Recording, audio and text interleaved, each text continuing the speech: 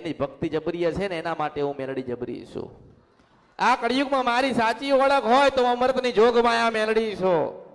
હું 52 મશાણની મેલડી છું ને મશાણનો રાજા છું.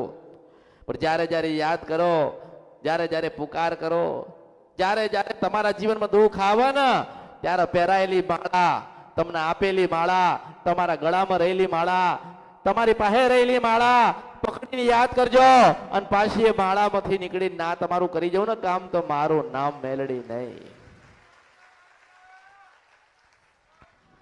એક માળા નથી આલી, એક માળા નથી આલી, એક શિવ પુરાણ નથી આલ્યો.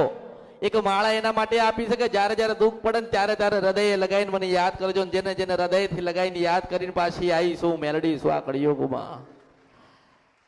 શિવ પુરાણ એના માટે આપી છે ને એના માટે મંગાવી છે કે જ્યારે જ્યારે અજ્ઞાની થાવ, જ્ઞાન ઘૂટી જાય, કોઈ રસ્તા દરવાજા ખુલતા બંધ